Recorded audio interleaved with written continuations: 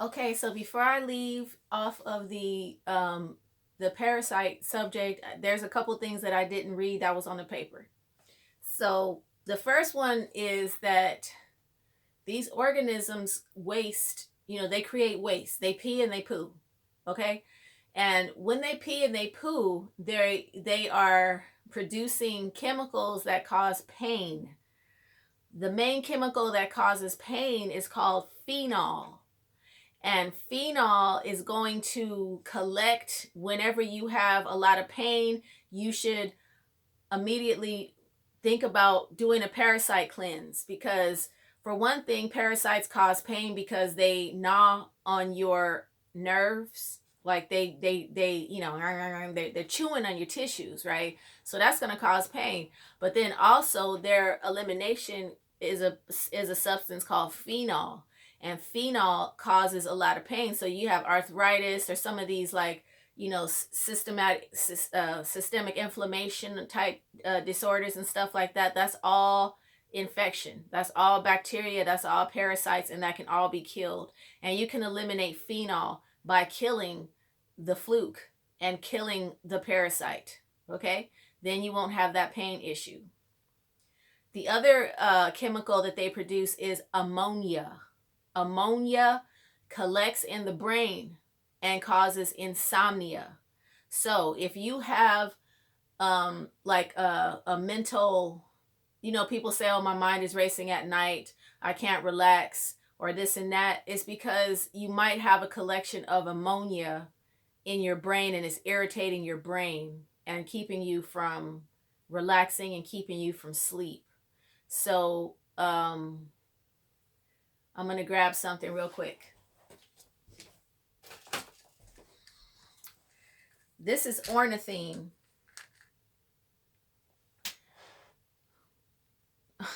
It's called ornithine. Ornithine absorbs ammonia.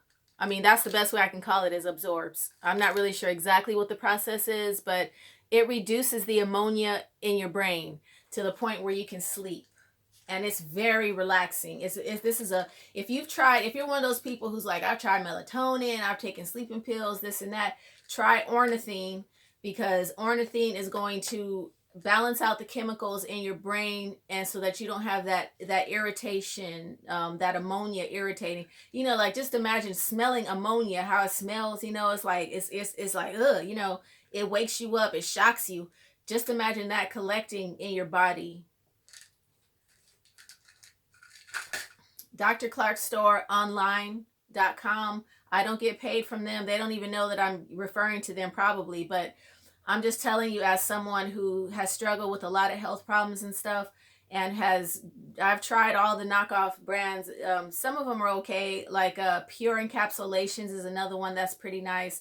You can go to pureencapsulations.com.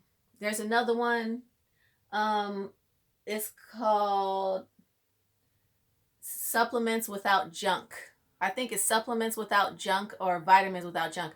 But when you go on the Dr. Clark store online.com website, you're going to see any other brand there besides their own are brands that I trust, and they have done well for me. I'm very sensitive to toxins by now because of all the stuff that I do. I try not to expose myself, so even the slightest little bit of exposure, I notice it.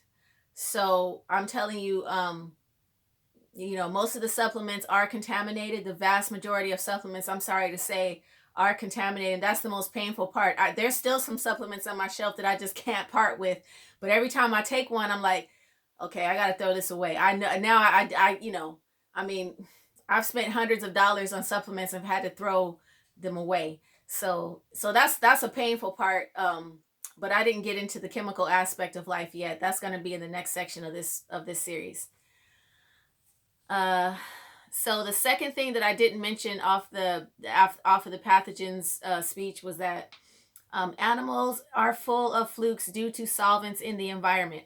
What that means is that cows, livestock animals that we consume are consuming water that's coming from the ground, usually, that's contaminated with rubbing alcohol, benzene, just to name two. but the groundwater is contaminated in most places. There's tons of chemical waste all over our earth. Like our earth is just like a waste, like a chemical slop or sludge. It's messed up. The animals drink that water. You know, they're standing in it all day, and so they also have fluke disease real bad. And then on top of that, we feed them food that's containing benzene, because most food contains benzene. If it's processed food, it definitely contains benzene. And if it's liquid, then it contains isopropyl alcohol, because they have to put some kind of disinfectant in every bottle of soda, juice, water. Even water has benzene in it, bottled water. That's why I recommend just, filling up, going to the dispenser and filling up your 5-gallon bottle. They still use benzene and isopropyl alcohol to clean the equipment with, but you're getting, for me, I feel like I'm getting less. And like I said, I'm sensitive, so I get less benzene and propyl alcohol filling up a 5-gallon jug and at the water dispenser. So you have to clean your food really well. When you're eating meat or dairy, it has to be sterile. And I've made some food hygiene videos, but I'm gonna make some more. So don't worry. Just, cook your meat really done, well done, well done. And if you're gonna have milk, then the milk on the shelf in the box is sterile. That's why it can be on the shelf. It can be on the shelf for years because it's sterile. Any milk or dairy products, cheese, or things that you buy on the shelf are not sterile. That's why in the refrigerator shelf, those are not sterile. That's why they have them on the refrigerator, because otherwise they will go bad. If you love cheese, who don't, you want to bake, you want to make cheese in a baked dish and bake it. So that kills the pathogen. You want to just cook the heck out of meat and dairy, okay? And anything that might have dirt on it, if you're not getting vegetables. But most of our vegetables in this country are pretty clean, I noticed. So that's about livestock animals. Now I'm going to talk about your pets. Pets are a huge source of contamination. You're getting worms from pets, because what happens is the pet licks their butt and then they lick their fur. Okay, so not only are they walking outside and they're walking all over, the nasty ground, right? But then they're also licking themselves and they're licking their fur. So then when you go and pet their fur, you're just getting it all over you. And then you touch your face, you put your fingers in your mouth, you rub your eyes, you're getting it all over you. And I've seen so many pet owners that I would love to just walk up to and be like, you need to, give your pet away, or just take a vacation from your pet and do the parasite cleanse for a while, get yourself all cleaned up, and then you can give your pet the parasite cleanse, because you can actually do this for your pet as well. Another reason that our pets have all these organisms thriving in their body, and I feel so bad for the pets because they can't speak up and tell you that something's wrong, but these animals are they're just overwhelmed with parasites. And you take them to the vet and they say they're deworming them.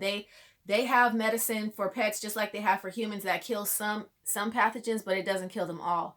The protocol I'm giving to you kills them all 100%, including the viruses, except for one. There's only one.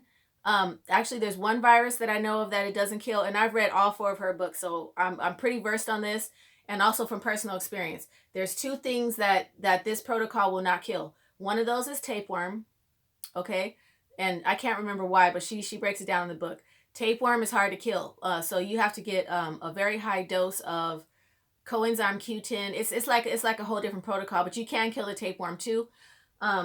And the other one is herpes virus, because herpes virus hides in your body, but you can treat herpes virus with heavy doses of lysine, and it works very well. You won't be bothered with that virus. You won't get the cold sores or anything as long as you take the lysine. If you're going to be having exposure to extreme heat, extreme cold, if you're stressed out, if you're eating a poor diet, if you're very sexually active, or so on and so forth.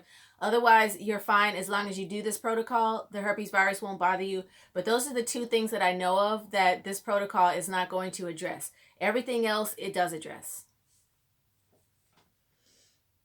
So the last thing about your pets, you can give your pets this protocol, the herbs. They don't like it because it's really bitter and it's nasty, and I haven't quite figured out how to do that in a way that they like it. But they do get used to it because they got to eat. So I mean, you put it in their food and just a tiniest little pinch, and they'll take it like that. And the other thing is their food itself is contaminated with benzene. If you're giving them processed food out of a can, or especially the dry food, I highly recommend not giving pets dry food, because that's just basically like feeding them chips every day, and that's not a healthy diet. That definitely, same thing for adults. The chips, the cold cereals that are so processed, all the processed foods, mac and cheese, all those things, all that stuff is very heavily contaminated with solvents, and will allow the flukes to thrive in the body. So that's the stuff that I left out of part two. All right.